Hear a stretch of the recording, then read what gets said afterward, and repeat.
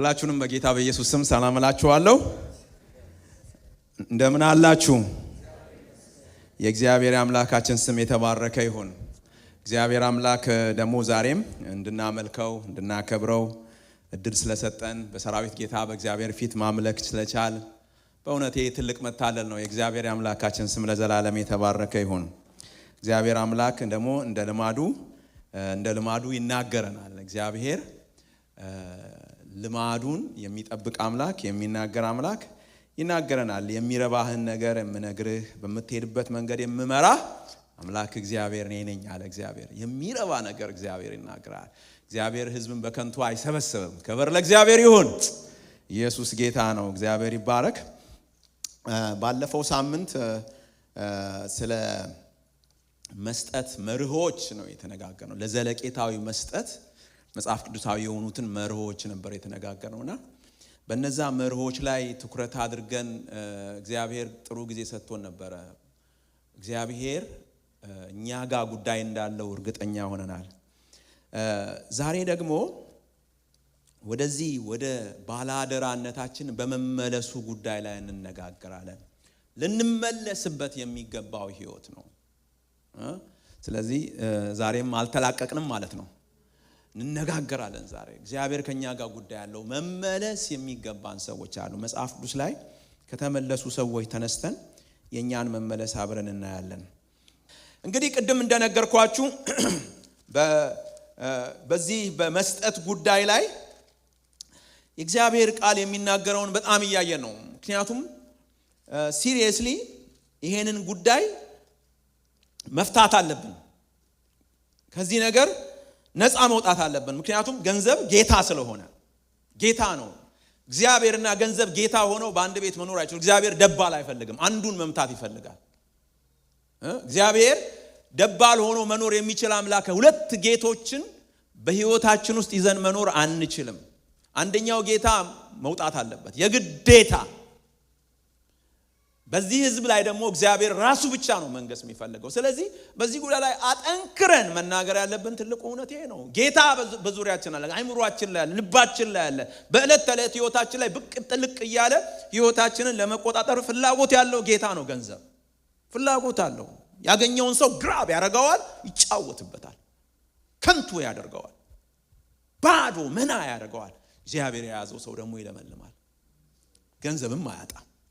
እግዚአብሔር የያዘው ሰው፣ እግዚአብሔር ጌታ የሆነበት ሰው፣ ገንዘብ ያላቸው እግዚአብሔርን ያጣሉ። ስለዚህ መመለስ ላይ ነው የኛ ችግር። መስጠት አይደለም። በህይወታችን ውስጥ የመስጠት ነገር አለ። ችግራችን ግን ጠፍተናል። በተወሰነ ደረጃ በቤተ ክርስቲያናችን ያለውን የገንዘብ እንቅስቃሴ ማየት እድል አለን። የጠፉ ሰዎች በጣም አሉ። በቃ ባለፈው ሪፖርት ተደርጎላችኋል። በቤተ ክርስቲያናችን የሚሰጡ ሰዎች የጠፉ ሰዎች ናቸው። የማይሰጡ ሰዎች አሉ። ጠፉ። ስለጠፉ መመለስ ወደ ቀድሞ ፖዚሽናችን፣ እግዚአብሔር ወዳየልን፣ እግዚአብሔር ወደሚፈልገን ወደ ትክክለኛው ትላንት የሰጠንበት እውነት ከሆነ ወደ እውነቱ መመለስ ማለት ነው። ትላንት ካልተሳሳትን፣ ትላንት ለእግዚአብሔር ስንሰጥ የነበርን፣ ትላንት ለእግዚአብሔር የተጋን ግራፉን አምጥቼ ባሳያችሁ በጣም ያሳዝናችኋል። እና ለእግዚአብሔር ስንኖር የነበረ፣ ለእግዚአብሔር ስንሰጥ የነበረ ስህተት ካልሆነ ያ ያደረግነው ነገር ስህተት ካልሆነ ትክክል ከሆነ ወደዛ ትክክለኛ እውነት መመለስ አለብን ማለት ነው። አሜን ትላላችሁ? አዎ፣ መመለስ ጥሩ ነውና ስለተመለሱ ሰዎች ሐዋርያው ጳውሎስ የተናገረውን ቃል አብረን እናንብበውና ከዛ በኋላ የመመለስን አስፈላጊነት ላይ እንነጋገራለን። ፊልጵስዩስ ምዕራፍ 4 ላይ ከቁጥር 10 ጀምሮ ላይ ነው ዛሬ ትኩረት የምናደርገው። መመለስ የሚለውን ነገር ገና ፖይንቴን አልጀመርኩትም። ለማንኛውም እዛ ላይ ይሁን። ቁጥር 10 ላይ ፊልጵስዩስ ምዕራፍ 4 ቁጥር 10 ላይ ነገር ግን አሁን ከጊዜ በኋላ ስለኔ እንደገና ልታስቡ ስለጀመራችሁ በጌታ እጅግ ደስ ይለኛል። ጊዜ አጣችሁ እንጂ ማሰብ ታስቡ ነበር። ይህን ስለ ጉድለት አልልም፣ የምኖርበት ኑሮ ይበቃኛል ማለትን ተምሬያለሁና። መዋረድን አውቃለሁ፣ መብዛትን አውቃለሁ። በእያንዳንዱ ነገር በነገር ሁሉ መጥገብና መራብን መብዛትና መጉደልን ተምሬያለሁ። ኃይልን በሚሰጠኝ በክርስቶስ ሁሉን እችላለሁ። ሆኖም ግን በመከራዬ ከኔ ጋር ስለተካፈላችሁ መልካም አደረጋችሁ። የፊልጵስዩስ ሰዎች ሆይ ወንጌል በመጀመሪያ ሲሰበክ ከመቄዶንያ በመጣው ጊዜ ከእናንተ ብቻ በቀር ሌላ ቤተክርስቲያን በመስጠትና በመቀበል ስሌት ከኔ ጋር እንዳልተካፈለች እናንተ ደግሞ ታውቃላችሁ።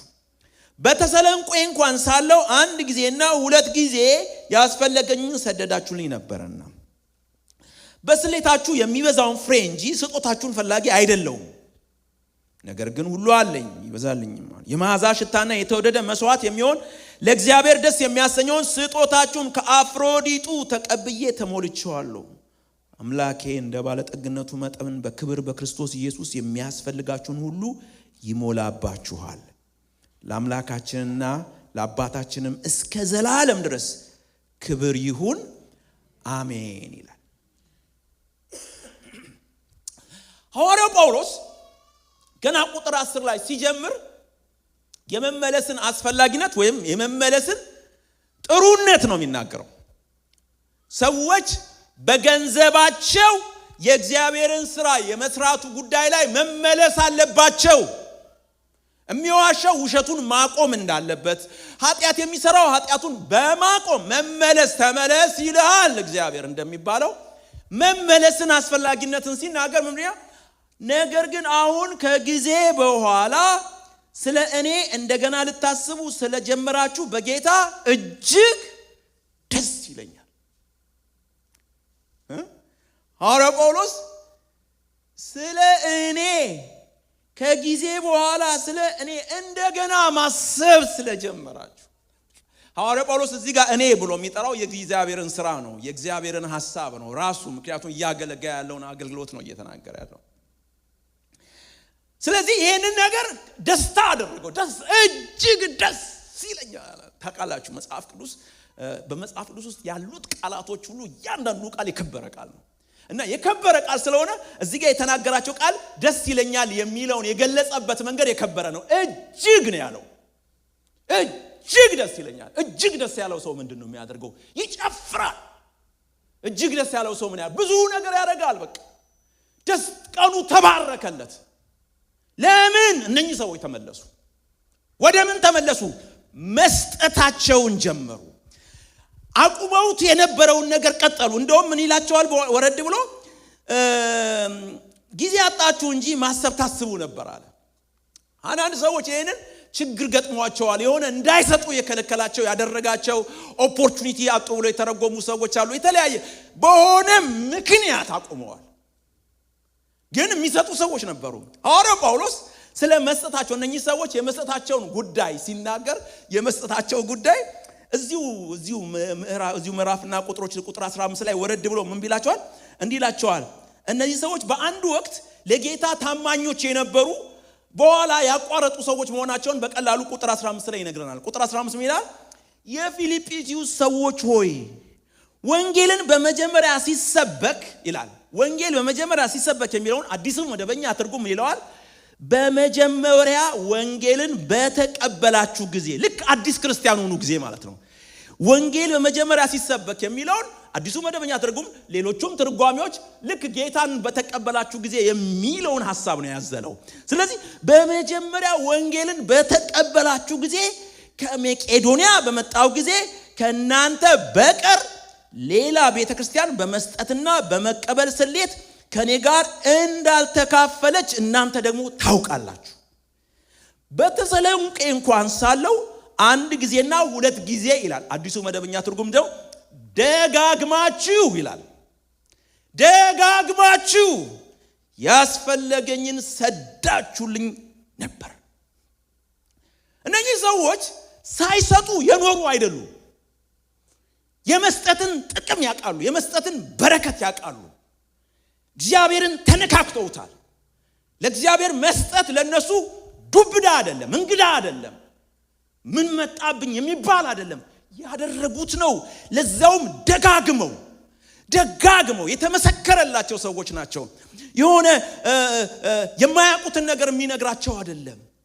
ግን መቼ ነው ያደረጉት?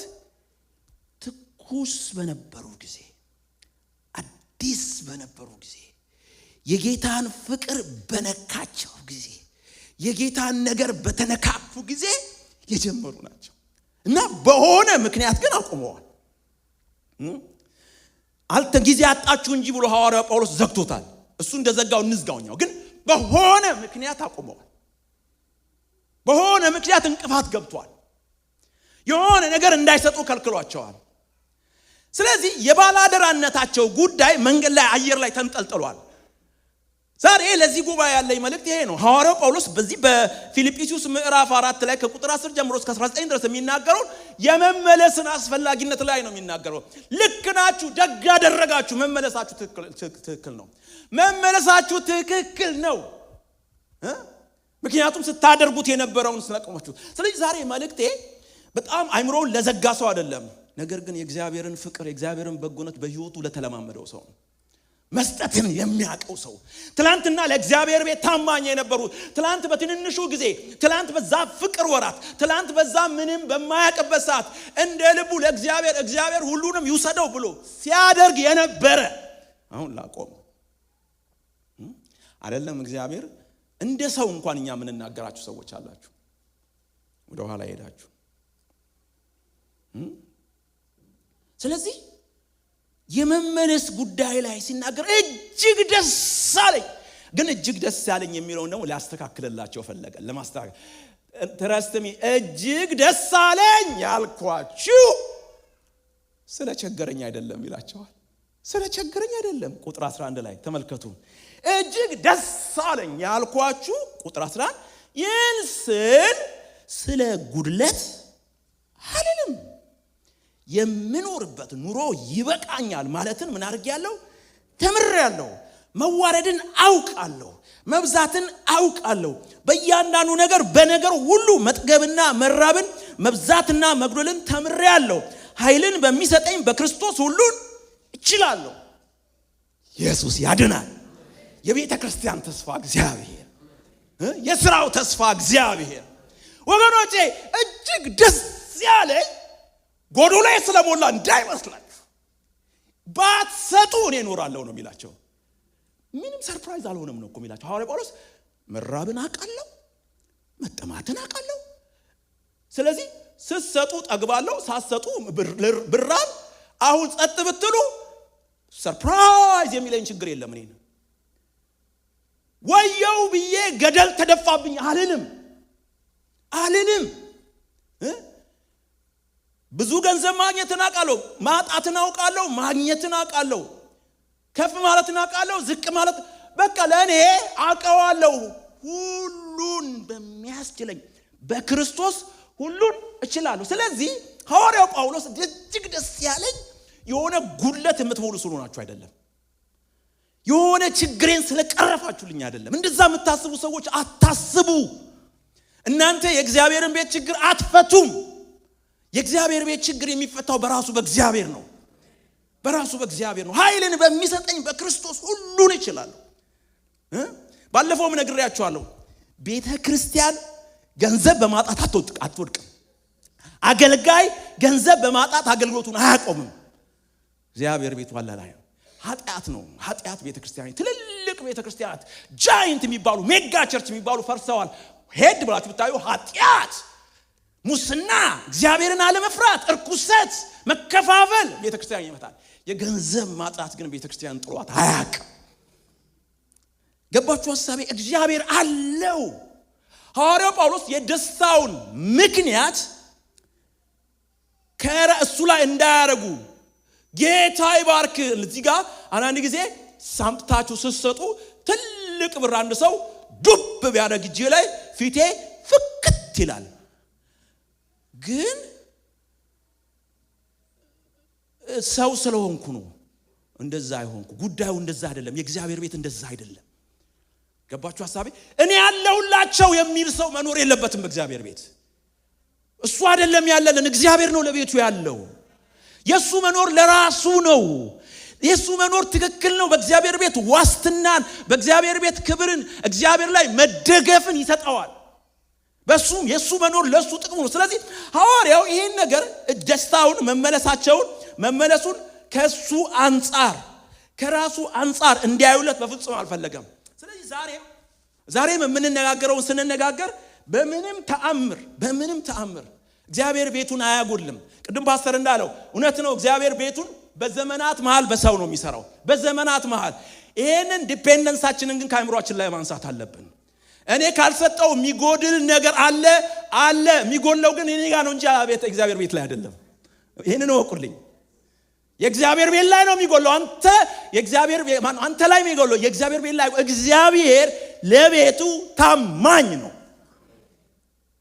ሐዋርያ ጳውሎስ ዘግቶታል። ኃይልን በሚሰጠኝ በክርስቶስ ሁሉን እችላለሁ። ኮንቴንት ሆኖ መኖር ይቻላል። ችግር የለውም። እግዚአብሔር ችግር የለበትም። ስለዚህ ይሄ ነገር መስተካከል አለበት። ይሄ ነገር ማማር አለበት። መስመር መያዝ አለበት። ግን መመለሳችሁ እጅግ አስደስቶኛል። ዛሬ ያቆማችሁ በእግዚአብሔር ቤት የምትሰስቱ ለእግዚአብሔር ቤት አስራታችሁን ለእግዚአብሔር ቤት መባችሁን መስጠት ያቆማችሁ ሰዎች የመመለሳችሁን አስፈላጊነት በጣም ላጸናበት ፈልጋለሁ። ላሰምርበት ፈልጋለሁ። ሰውን አኩርፋችሁ ሊሆን ይችላል፣ ወይ የሆነ ነገር አልተደረገልኝም ብላችሁ ወይም ቸገረኝ ብላችሁ በሆነ ምክንያት ሰይጣን አጠላልፎ ያዘገያችሁ ሰዎች የመመለስ ጉዳይ ላይ ዛሬ እርግጠኛ መሆን መቻል አለብን። ዛሬ መለሳለሁ የሚለው ልብ እግዚአብሔር ይፈልጋል። እመለሳለሁ፣ አስራቴን በየወሩ አወጣለሁ። ይህን ስናገራችሁ የህይወቴን ነው የምናገረው። የህይወቴን ኮንቪክሽን ነው የምነግራችሁ። እግዚአብሔር ይፈልጋል እንድንመለስ። አያዋጣንም። ሐዋርያው ጳውሎስ እንደዚህ በጣም በሚገርም ደስታ ውስጥ የከተተበት ሚስጥር ከምንም አንፃር አይደለም፣ ጠቀሜታው የበለጠ ስለሆነ ስለዚህ የተደሰተበት የመመለሳችን አስፈላጊነቱን ምክንያቱን ይናገራል። እነዚህ ምክንያቶች ላይ ሁለት ትልልቅ ምክንያቶች አሉ። እነዚህን ሁለት ትልልቅ ምክንያቶች ነው አብረን እንድንመለከት የምፈልገው። እነኚህ ሁለት ትልልቅ ምክንያቶች ሐዋርያው ጳውሎስ በዚህ ክፍል ላይ የጠቀሳቸው ነው። የመጀመሪያው መስጠት አምልኮ እንደሆነ ይነግራቸዋል። የመጀመሪያው መስጠት የሆነ ችግርን መፍቻ በሚመስል መልኩ ልንተገብረው ብንችልም በእግዚአብሔር ዓይን ፊት መስጠት አምልኮ ነው። እግዚአብሔርን ማምለክ ነው።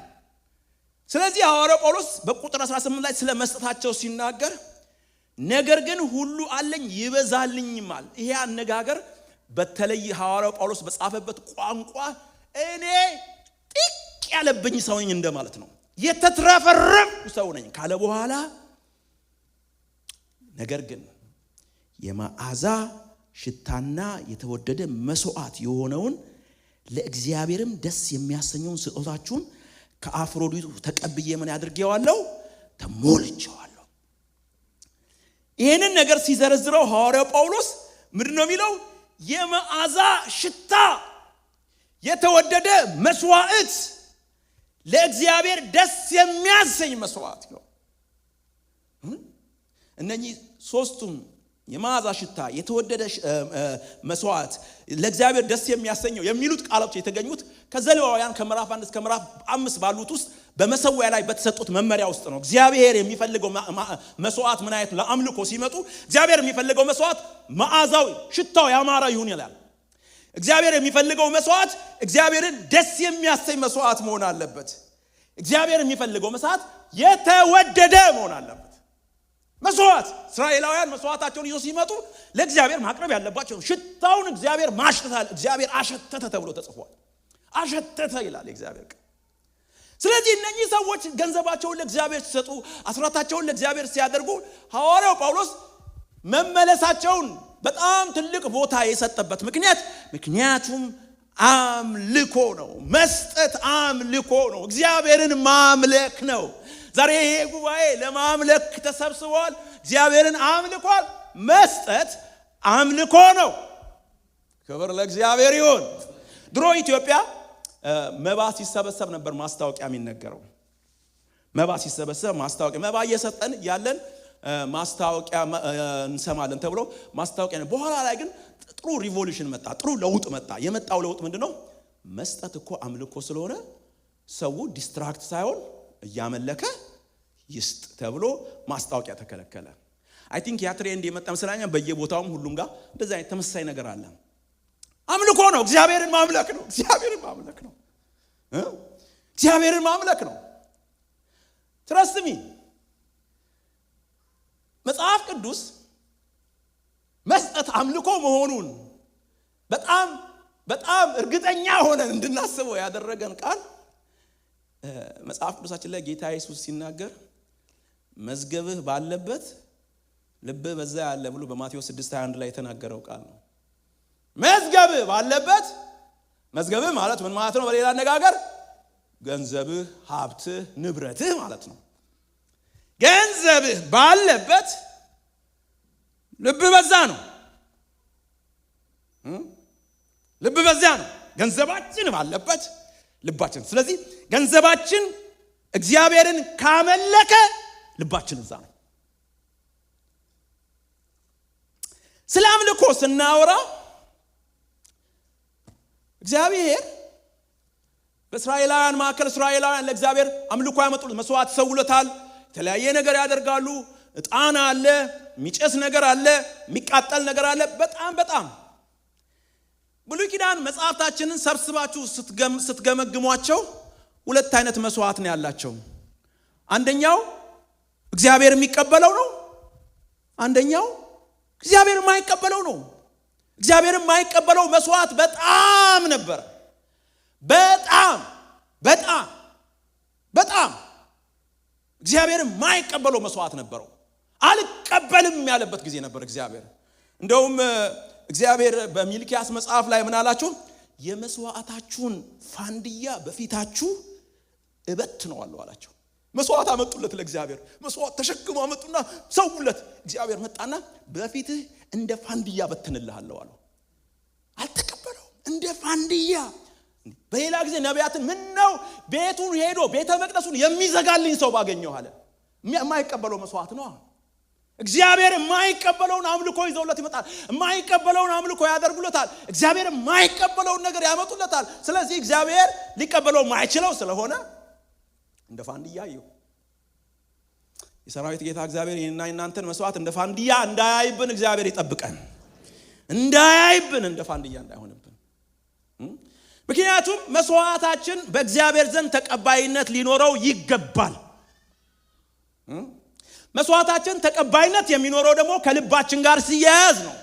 ልባችንን ሲይዝ ነው። ልባችንን ሲያገኝ ነው። እኔና እናንተ እዚህ ጉባኤ መተን ብንዘምርለት፣ እዚህ ጉባኤ ብንጮህለት፣ እዚህ ጉባኤ ብናሸበሽብለት ልባችን ሌላ ቦታ ከሆነ ወይም ደግሞ ገንዘባችን ከልባችን ጋር ተያይዞ ልባችን ያለበት ቦታ የማይቀመጥ ከሆነ እግዚአብሔር አይቀበለውም። እግዚአብሔር አይቀበለውም። 100% አይቀበለውም። እግዚአብሔር በጣም የሰለቸው ይመስለኛል እነኚህ እግዚአብሔርን ለመደለል የሚሞክሩ ሰዎች፣ የሚደልሉት ሰዎች ነበሩ። እግዚአብሔርን ያመለኩ የሚመስሉ እግዚአብሔርን ግን የማያመልኩ የሚደልሉ ሰዎች ነበሩና ስለዚህ ሰዎች ኢሳይያስ ተነሳና ምን አለ?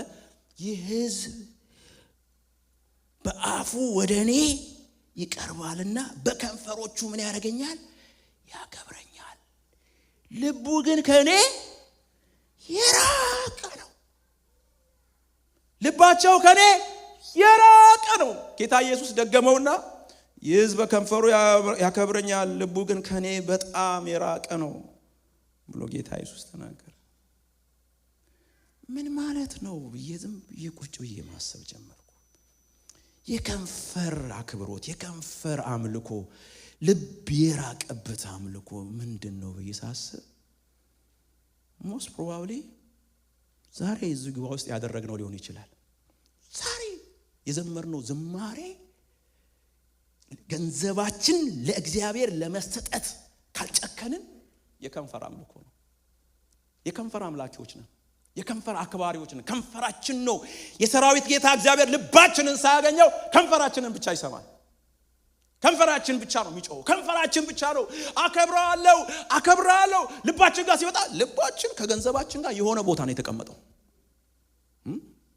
ዘማሪዎች ብንሆን አስመላኪዎች ብንሆን አደባባዩን ብንሞላው ቅድም ያስመለጉን የሚያማምሩ እህቶቻችንና ወንድሞቻችን እጃችሁ ለእግዚአብሔር ካልተዘለጋ ትረስትሚ የእግዚአብሔር ቃል ነው የሚለው ከንፈር ነው። የከንፈር አገልግሎት ነው። የከንፈር አገልግሎት ነው አገልግሎታችን የሚሆነው። ይህ ህዝብ እግዚአብሔርን ሊሸውደው አልቻለም። እንዴት እሸወዳለሁ አለ እግዚአብሔር። በከንፈር ልባቸውን የሆነ ቦታቸው ላይ አስቀምጠውት እኔን ይፈልጉኛል አለ ጌታ በተናገረው መሰረት። ልባችን ደግሞ ሁሌ የሚቀመጠው ከገንዘባችን ጋር ነው፣ ከንብረታችን ጋር ነው፣ ከሀብታችን ጋር ነው። ልባችንን ግራብ የማድረግ አቅም አለው ገንዘባችን። ጌታ ገብቶታል። ልባችንን የመያዝ ያለ ገንዘባችሁን ለእግዚአብሔር ቤት ዛሬ አመጣለሁ ብላችሁ ካልወሰናችሁ ከዚህ በኋላ የሚኖረው አምልኳችን ሁሉ የከንፈር ነው የሚሆነው። ምንም ጥርጥር የለውም። የለማ የውሸት ነዋ። አንዳንድ ሰዎችን ታንኪው ሲሏቸው የሆነ ነገር አድርገው ታንኪው ሲሏቸው ታንኪው ኪስ አይገባም ይላሉ። ታንኪው ኪስ አይገባም። ገባችሁ ሐሳቤ? እግዚአብሔርን የሚገርሙ ቅኔዎችን ልንቀኝለት እንችላለን። የሚገርሙ ንግግሮችን ልንናገር፣ የሚገርሙ ዝማሬዎችን ልናለቅስ እንችላለን። ገንዘባችን ለእግዚአብሔር የመስጠት ጉልበት ከሌለን አክብሮታችን በሙሉ የከንፈር ነው። የከንፈር ነው። የሰራዊት ጌታ እግዚአብሔር ከዚህ ያድነን። ከዚህ ያድነን። በእውነት እግዚአብሔር ህዝቡን ከዚህ ያድን። ዋናው ነገር ይሄ ነው። አምልኳችንን ትርጉም የሚሰጠውና አምልኳችንን ህይወት የሚሰጠው ነገር እኔና እናንተ ልባችን እግዚአብሔርን ሲያመልከው ነው። ልባችን እግዚአብሔርን ማምለኩ የሚታወቅበት አንዱ መንገድ ገንዘባችን ለእግዚአብሔር በአግባቡ ሲገባ፣ በአግባቡ። ምናልባት ንስሐ የሚያስፈልገን ሰዎች አለን እዚህ ጉባኤ ውስጥ። ንስሐ የሚያስፈልግ ጌታ ሆይ መስሎኝ ነበር አንተን እየደለልኩ ነው፣ አንተን እያታለልኩ ነው። የጌታ መንፈስ ሊወቅሰን ያስፈልገናል። አንዳንዶቻችን እንደ ልባችን ምንም የማይመስል ምን ባርክ ምን ዘምር አምልኮ ፍለጋ ምን መጣ አምልኮ አለ ሲባል ይሄ ቤቱ የምናጣብብ እከሌ የሚባል ዘማሪ አስመላኪ ሲመጣ ደስ ብሎን ግር ብሎን በቃ ሁሉ ነገር እስከሚፈነዳ ምናደርስ፣ ለእግዚአብሔር ቤት ግን ገንዘባችንን ማንሰጥ። ንስሐ መግባት አለብን። እግዚአብሔር በማንም አይደለልም። አንሸውደውም እግዚአብሔርን።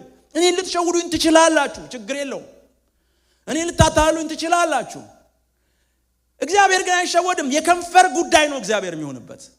ስለዚህ ይሄንን የከንፈር አገልግሎታችንን ትተን የልብ አገልግሎታችን ጋር መመለስ አለብን ነው ፖይንቱ። ሐዋርያው ጳውሎስ እነኚህ ሰዎች የተደነቀበት ነገር ከከንፈር ያለፈ የልብ አገልግሎት ስላላቸው ነው። እግዚአብሔርን ደስ የሚያሰኝ እግዚአብሔር ከሰማይ ሲመለከተው የሚወደውን ነገር ስጠ። ባለፈው ተናግሬያለሁ። ያቺ ሴት 2 ሳንቲም የሰጣችው ትንሽዬ ኢንሲግኒፊካንት የጌታ ኢየሱስን ልብ አገኘችው። ዋናው ነገር እሱ ነው ወገኖች፣ ልባችን ነው። ልባችን የሚገኝበት መንገድ ደግሞ ገንዘባችን ነው። ገንዘባችን እንዳይነካብን ከፈለግን አደገኛ ነው። ከዚህ በፊት የተናገርኩ ይመስለኛል። አንድ አገልጋይ እኔ ገንዘቤን ደረት ኪቴ ውስጥ አልከትም አለ። ደሞዝ ሲቀበል ኢትዮጵያ ደሞዝ ስንቀበል ያው ታውቃላችሁ ብር ነው የሚሰጣችሁ። አሁን ነው ምናልባት ቼክ የተጀመረው። ብር 1 2 3 ተብሎ ነው ተቆጥሮ 5000 ይዛኔ 5000 የሚበላ እንኳን ብዙ አልነበረም እና ብቻ የሆነ 600 700 ነው ምን በላው 600 700 ቆጥሮ ይሰጡናል። እዚህ ጋር ነው የምትከቷት። እና አንዱ አገልጋይ እኔ እዚህ አልከተውም አለ። እና የት ነው ታዲያ የምከተው ስለው ኋላ ኪሴ ነው የምከተው አለ። ለምን ስለው እዚህ ጋር ከተትኩት ማለት ልቤ ነፍሴ ማለት ነው አለ። እዚህ ጋር ከተትኩት ማለት ተከተለኝ ማለት ነው አለ። ተከተለኝ እቀመጥብሃለሁ ከፈለክ ተከተለኝ ነው። በፍጹም ልቤ ያለለው ማለት ልቤ እግዚአብሔር ነው አለ። ያርግለት እውነት። ለአንዳንዶቻችንም ምናልባት ይሄ ምሳሌ ያስፈልገን ይሆናል። ልባችንን ብራችንን ደረታችን ላይ ያስቀመጠ ደረታችን ላይ እግዚአብሔር ያልሆነልን ሐዋርያው ጳውሎስ የፊልጵስዩስ ሰዎች መመለስ ያስደሰተው ይሄ ነው። ልባቸውን አገኘው። በመንፈስ ሲመለከት ብር አይደለም ያየው። በመንፈስ ሲመለከት የሆነ ጥቅም አይደለም ያየው፣ አምልኮ። ሰራዊት ጌታ እግዚአብሔር ደስ የሚሰኝበት። እነኚህ ሰዎች እኮ ጃይንት ናቸው። ጃይንት መሆናቸውን ቅድም ነግሬያችኋለሁ። ወደ መቄዶንያ ስመጣ እናንተ ነበራችሁ ደጋግማችሁ አለ። በተሰሎንቄ እንኳን ሳለው አንድ ጊዜና ሁለት ጊዜ በተሰሎንቄ ተመልከቱ፣ ጳውሎስን ይደጋገፉ። መቄዶንያ ተሰሎንቄ እየተሽከረከሩ የሚሰጡ ለእግዚአብሔር የመስጠት ችግር የሌለባቸው ሰይጣን አገኛቸው ወይም የሆነ ችግር ገጠማቸው፣ ተመተዋል። ጊዜው ሲመጣ ነገር ግን አሁን ከጊዜ በኋላ የሚለውን አንዳንድ የእግዚአብሔር ሰዎች ሳይመሽ የደረሱ ሰዎች ናቸው ይላሉ። ሊያልቅባቸው at the last minute ሳይመሽባችሁ ነቃችሁ አለ። ሳይጨልምባችሁ ነው የባነናችሁት። ከጊዜ በኋላ በቃ የመጨረሻው ሰዓት የሚመስል ነው የሚናገረው። ዛሬ መንቃት የሚያስፈልገን ሰዎች ለምን ብንል ምክንያቱም አምልኮ ነው። የኔና የናንተ ትርጉማችን አምልኮአችን ነው። የኔና የናንተ የመንግስተ ሰማይ ተስፋችን ምንም አይደለም፣ አምልኮ ነው። ምንድነው ተስፋችሁ? መንግስተ ሰማያት ምንድነው ተስፋችን? እንዴ ምንድነው ተስፋችን? እንሂድ ምን ናና ምንልበት አምልኮ እኮ ነው። ምንም ይጠብቀን ነገር የለም። እውነት ልበላችሁ መንግስተ ሰማይን መናፈቅ የጀመሩ ሰዎች እዚች ምድር ላይ የተለማመዷት ናቸው። አምልኮውን እዚህ ያልተለማመዱ ከዚች ምድር መላቀቅ ይከብዳቸዋል። እዚህ ያልጀመራችሁት ህይወት እዛ አይጠብቃችሁም። trust me። እዚህ ያልጀመራችሁት ህይወት መንግስተ ሰማያት እንደ ብርቅ የምናፍቃት ነገር ብትሆንም ጀምረናት የምንቀጥላት ህይወት ነች። እዚህ የምንጀምረው ነው። እዚህ ያልጀመርከው ህይወት ላይ ጥያቄ አለኝ እኔ። እግዚአብሔር ላማለው በሰማይ ወተቷንም አላይ እንደሚባለው ተረት መንግስተ ሰማያትን አይደለም እዚሁ አስጀምሮናል። እዚሁ የመንግስተ ሰማያትን ኑሮ ጀምረናል። እዚሁ የመንግስተ ሰማያትን አምልኮ እግዚአብሔር እንድንጀምር አድርጎናል። በመንፈስ ቅዱስ አማካይነት የመንፈስ ቅዱስ መያዣ በእኛ ስላለ የመንግስተ ሰማያትን ህይወት መለማመድ እንችላለን። ይሄ አምልኮ ደግሞ ፕራክቲካል የሚሆነው ማቴሪያላይዝድ የሚደረገው ገንዘባችን አንዱ ገንዘባችን ለእግዚአብሔር ሲገዛ ነው። አለበለዚያ ምናልባት ላይፋችንን መጠራጠር መጀመር አለብን። እውነት ጌታ ሆይ በግንዱ ላይ ነው ወይ ያለሁት? በኔ ያለውን አለ ጌታ በኔ ያለውን የማያፈራውን ቅርንጫፍ አባቴ ምን ያደርገዋል አለ? ያስወግደዋል አለ። መጽሐፉ ነው የሚለው። ብዙ ማብራሪያ ውስጥ አልገባም ነገር እንዳይመጣብኝ። ግንዱን የተጠጋ ማያፈራ ዛፍ፣ የግንዱን በረከት ማያገኝ ዛፍ ማነው? ቅርንጫፍ። እንዴት ግንዱ ላይ ያለ ማያፈራው እንዴ? ግንድ ላይ ሆኖ አለማፍራት የሚባል ነገር አለ ወይ? ኦፍ ኮርስ አለ። የግብርና አዋቂዎች ይነግሯቸዋል። አለ። ስለዚህ አምልኮ እዚህ መጀመር አለብን። አምልኮአችን ሙሉ መሆን አለበት። ኃጢአት የተለያየ ነገር ካለበት ኃጢአት ችግር ግን ዛሬ የምናወራው በመስጠት ጉዳይ ላይ ስለሆነ መስጠታችን ሳይገባ አምልኮአችን ሙሉ አይሆንም። በፍጹም አይሆንም። በጣም እርግጠኛ ሆኜ ነው የምነግራችሁ። ገንዘባችን ለእግዚአብሔር ሳይሰግድ እግዚአብሔርን ማምለክ አንችልም። በፍጹም ውሸት ነው፣ በከንፈር ነው። ገንዘባችን ለእግዚአብሔር ሳይሰግድ ለእግዚአብሔር ወድቆ ሳይገዛለት ገንዘቤ ለእግዚአብሔር ሳይኖርለት ውሸቴን ነው። አገልጋይ በሆነ በሰብካችሁ ውሸቴን ነው። ምሰስት ከሆነ ለእግዚአብሔር 10% ለመስጠት ምንቀጠቀጥ ከሆነ ችግር አለብኝ። ውሸታም ነኝ።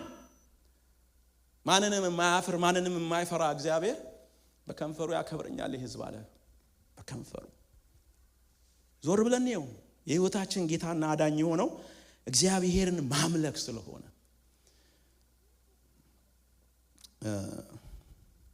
ለእግዚአብሔር ቤት ዮሴፍ የሚባለው ሰው እግዚአብሔር ቤት ገንዘቡን በሐዋርያት ዘመን አምጥቶ ሲሰጥ ስሙን በርናባስ አሉት ይላል እግዚአብሔር ቃል። ኃይለኛ መጽናናት የሚገርም ነው። እነኚህ ሰዎች እሳት የለበሱ እሳት የጎረሱ የእግዚአብሔር መንፈስ በላያቸው ላይ እንደ ልብስ የለበሱ ሰዎች ናቸው። በጣም ያኛው ሰውዬ ደግሞ ገንዘብ ይዞ መጣ፣ ልቡ የለም። ከዛ ሊሰጥ ሲሞክር ሊያታል ሲሞክር በማጭበርበር የሚሆን ነገር አይደለም። የማይሸወዱ ሰዎች ናቸው። ምን ልላችሁ ፈልጌ ነው፣ እዛ ጋር ያንን ሰውዬ በርናባስ ያሉት ብሩ ሞቅ አርጓቸው እንዳይመስላችሁ ነው። ልቡ ነው። ልቡ አጽናናቸው። ልቡ አይዟችሁ የእግዚአብሔር ሥራ ይሰራል አላቸው። ልቡ አይዟችሁ እግዚአብሔር በእኛ ዘመን ይመለካል አላቸው። ልቡ ብርማ ቢሆን ያኛው አምጥቷል እኮ። ጉዳዩ እሱ አይደለም ወገኖቼ፣ ጉዳዩ እሱ አይደለም። ልባችን ገንዘባችን ላይ አለ። ያ ሰውዬ ልቡ ገንዘቡ ላይ ስላለ ምን አደረገ ይላል? ሁለት ነገር ፈለገ። ዕውቅናንም ፈለገ፣ ብርም ፈለገ። የዛ ሰውዬ ልብ ሁለት ጌቶች ነበሩበት። አንደኛው ጌታ ነው፣ ሁለተኛው ገንዘብ ነው። ግማሹን ቤቱ አስቀርቶ ዕውቅና ስም መለወጥ ፈለገ። እከሌ መባል ፈለገ። ይሄኛው በርናባስ ተባለ። ይሄኔን ደግሞ ማን ሊሉኝ ይችላሉ? እኔን ምናልባት ድንቁ ሊሉኝ ይችላሉ ብሎ አሰበ። ድንቁ ይሉኛል ብሎ ሲጠብቅ ደንቆሮ ነው ያሉት። ደንቁራል፣ አንተ አልገባህም፣ ያልገባህም እሱ ሌላ ነው የፈለገው። ትረስት ሚ ጉዳዩ እሱ አይደለማ። እግዚአብሔር ልባችን ጋር ነው ጉዳዩ፣ ብሩ ላይ አይደለም። እግዚአብሔር ግን ትረስት ሚ ልባችንን በገንዘባችን በኩል እግዚአብሔር ያየዋል። ሐዋርያ ጳውሎስ በመመላሳቸው የተደሰተበት የመጀመሪያው ምክንያት እሱ ነው። እግዚአብሔር አምላክ በእኔና በእናንተ ገንዘብ ይመለካል። አምልኮ ይሰፋል። እዚህ የጀመረውን አምልኮ ነው ምን ቀጥለው። ሌላ አምልኮ አይጠብቀንም። እኔ ቤተክርስቲያን ውስጥ በመጣሁባቸው ዘመኖች ምን ነው ለዘላለም ቤተክርስቲያን ውስጥ በኖር ያልኩበት ዘመን አለኝ። ያ ዘመን ያለችው ሰዎች ያ መንፈስ ነው የሚቀጥለው መንግስተ ሰማያት። ሌላ ነገር የለም። ያ ነገር ይቀጥላል። በብዙ ዲግሪው ከፍ ብሎ በብዙ ሞገሱ ከፍ ብሎ ይቀጥላል። ገንዘባችንን ለእግዚአብሔር የመስጠትን ጉዳይ በጣም አበረታታቸው። ለእግዚአብሔር ስራ እንደ ባለ አእምሮ ሰው ደስ ይላል። የእግዚአብሔር ቃል አያስገዳችሁም። ማኒፑሌሽን ማስገደድ የእግዚአብሔር ቃል አይደለም። ደስ ይላልን ግን ለእግዚአብሔር መስጠት አለብን። በግድ እንዳይሆን በሐዘን እንዳይሆን ብሏል የእግዚአብሔር ቃል። ዘራፍ ስላልኳችሁ መጣችሁ ዱብ እንድታረጉልኝ የእግዚአብሔር ቃል አይፈልግም። በአምልኮ ደስ ይላል። ሁለተኛውን ምክንያት ልናገር። ሁለተኛው ምክንያት በደስታ የምንሰጥበት ምክንያት የበረከት ተስፋ ቃል ስላለው የበረከቱ ተስፋ ያለው መስጠት ላይ ስለሆነ መስጠትን እኔ የተመለከትኩበት አይን እግዚአብሔር ስለቸገረው አልጠየቀንም። ብዙ ብለናል፣ ብዙም ተብሏል። እግዚአብሔር ሁሉ በደጁ ነው። ሁሉ በደጁ አይደለም ለኛ እግዚአብሔር ለዓለማውያን ነገ እግዚአብሔርን ጌታን ክደው ወደ ሲኦል ለሚገቡት በጣም ሰጥቷቸዋል። ችግሩ እሱ አይደለም። እግዚአብሔር ማድረግ የሚችል አምላክ ያንን ነገር ማድረግ ችግር የለበትም።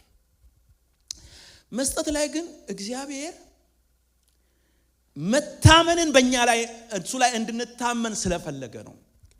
መታመኛችን ገንዘብ እንዳይሆን እግዚአብሔር መለየት ይፈልጋል። ስለዚህ በምሳሌ በመስጠት ምሳሌ ከአስር አንዳችንን በመስጠት ወይም በፍቅር በምንሰጠው በመስጠት እግዚአብሔር እንድናሳየው ይፈልጋል። መታመናችንን የምንገልጽበት መንገድ ነው። መታመናችንን የምናሳይበት መንገድ ነው። ወይም ደግሞ ለነገው በረከቴ ተስፋዬ ያለው ማጋ ነው እግዚአብሔር ጋር ነው ማለት ነው። ያንን ነው እግዚአብሔር የሚፈልገው። የመስጠት ችግር እግዚአብሔር ሰማያትን መቅደድ ይችላል፣ ችግር የለበትም። በጣም ብዙ አጋጣሚዎች አሉት እግዚአብሔር ነገ በሰማሪያ ይሄን ያህል ስንዴ በእንደዚህ ይሄን ያህል ገብስ በእንደዚህ ይሸጣል። እግዚአብሔር የሰማዩን መስኮት ቢከፍት ይሄ ይሆናል ወይ ሲባል እግዚአብሔር ይሄንን ለማድረግ የሰማይ መስኮት አያስፈልገውም ነው። የሰማይ መስኮት ሳይከፈት ይሆናል አለው። እግዚአብሔር የሰማይ መስኮት ሳይከፍት ነው ያንን ህዝብ እንደዛ ያበላው። እግዚአብሔር ብዙ ተአምር ማድረግ አያስፈልገውም እኔና እናንተን ለማጥለቅለቅ። ግን መታመኛችን ገንዘብ እንዲሆን እግዚአብሔር አይፈልግም። በረከታችን ያለው በእግዚአብሔር እጅ ላይ ነው። በረከታችን ያለው በእግዚአብሔር ላይ እንደሆነ እንድናቅለት ይፈልጋል። ስለዚህ ይሄንን ክሌም የምናደርግበት ነው። ስለዚህ ሐዋርያው ጳውሎስ ይሄንን ነገር በጣም ፕሮፓጌት አድርጎ ነው የሚናገረው። ምን ብሎ ተናገረ? በተናገራቸው ንግግሮች ቁጥር 17 ላይ መጀመሪያ ላይ ምን ይላል? በስሌታችሁ የሚበዛውን ፍሬ እንጂ ስጦታችሁን ፈላጊ አይደለሁም አለ። ገንዘቡን ሳይ እኔ አለ። እንደውም አዲሱ መደበኛ ትርጉም ጥሩ አድርጎ ተረጉምት። ምን ይላሉ? ትርፉ ለእናንተ እየበዛ እንዲሄድ እንጂ ስጦታችሁን ጓጉቼ አይደለም አለ። ስለዚህ ትርፉ ለእናንተ እየበዛ እንዲሄድ ነው እንጂ የፈለግኩት ስጦታችሁን ጓጉቼ አይደለም። ደስ ያለኝ በቃ የደስታዬ ምክንያት እናንተ እንደምታተርፉ አውቄ ነው አለ። እግዚአብሔር ላይ ዲፔንድ ያደርጋሉ፣ እግዚአብሔርም ይለቃል። ኢየሱስ ጌታ ነው። እግዚአብሔር የሚለቅ አምላክ ነው። እግዚአብሔር የሚሰጥ አምላክ ነው። እግዚአብሔር የሚረዳ አምላክ ነው። እግዚአብሔር የሰዎችን ፍላጎት የሚያሟላ አምላክ ነው። እግዚአብሔር ሰዎችን ከትቢያ ያነሳል። ከዛ ቁጥር 19 ላይ ወርዶ አምላኬም እንደ ባለጠግነቱ መጠን በክብር በክርስቶስ ኢየሱስ የሚያስፈልጋችሁን ሁሉ ምን ያደርግባችኋል? ይሞላባችኋል። የጌታው ቃልና የብሩክታይት መዝሙር አለ። አምላኬ እንደ ባለጠግነቱ መጠን በክብር በክርስቶስ ኢየሱስ የሚያስፈልጋችሁን። አያችሁ፣ ምርቃት ግን አይደለም። እሱ ምርቃት ነው። የጌታው ቃልና የብሩክታይት መዝሙር ምርቃት ነው። እዚህ ጋር ግን የተስፋ ቃል ነው። የተስፋ ቃል ነው። ይሞላባችኋል። አምላኬ እንደ ባለጠግነቱ መጠን በክብር በክርስቶስ ኢየሱስ የሚያስፈልጋችሁን ሁሉ ምን ያደርጋል? ይሞላባችኋል። ሐዋርያው ጳውሎስ የነኚህ ሰዎች መመለስ የጠቀማቸውን ነገር ሲነግራቸው ነጋችሁ ሙሉ ነው፣ ለእግዚአብሔር ሰጥቶ የከሰረ የለም፣ አረጀው ጎለመስኩ አረጀው። እግዚአብሔርን የሚፈራ ሲጣል ዘሩም እህል ሲለምን አላየሁም። እግዚአብሔር ቃል እንደዛ ነው የሚለው። ማን ነው እስቲ ይፈለግ? ማን ነው እስቲ ይዳሰስ? ማን ነው እስቲ ይታሰስ? እግዚአብሔር ይሞላል። ክብር ለእግዚአብሔር ይሁን። እኔ እዚህ ጋር ገንዘብ ይሰጣችኋል ቢለኝ ኖሮ ምናምን ብዬ ፈራ ነበረ። ሐዋርያ ጳውሎስ ግን በእግዚአብሔር መንፈስ ስለጻፈው ሰው ስላልጻፈው ምን አለ? በክብር በክርስቶስ ኢየሱስ የሚያስፈልጋችሁን ሁሉ ይሞላባችሁ። የሰው ፍላጎት ገንዘብ ብቻ አይደለም። ገንዘብ ያላቸው ብዙ ችግር ያለባቸውን እግዚአብሔር ይፍታቸው። እሱም ብል ይሻለኛል። ገንዘብ የሰው ችግር አይደለም። የሰው ችግር ብዙ ነው። እግዚአብሔር አምላክ በየቀዳዳው ይመጣል ነው የሚለው። እግዚአብሔር ዲስኦርጋናይዝድ ወደሆነ ሁሉ ይመጣል ነው የሚለው። እግዚአብሔር አንተ ጉዳዬ ወዳላልከው ጉዳይ ይመጣል ነው የሚለው። በሚያስፈልግ እግዚአብሔር ይመጣልሃል። እግዚአብሔርን ታምኗል አይሰውዬ፣ እግዚአብሔርን ተደግፏል አይሰውዬ፣ በእግዚአብሔር ላይ አርፏል። ገንዘቡን ተስፋ አላረገም። እዚህ ጋር ገንዘቡን ያስቀምጣል፣ እዚህ ጋር ገንዘቡን የሚያስቀምጠው ነገ ችግር ቢመጣብኝ አመልጣለሁ አላለም። ኦፍ ኮርስ ገንዘብ ማስቀመጥ ችግር የለበትም፣ ግን ማምለጫ አድርጎ ያስቀመጠው ሰውዬ አያመልጥም።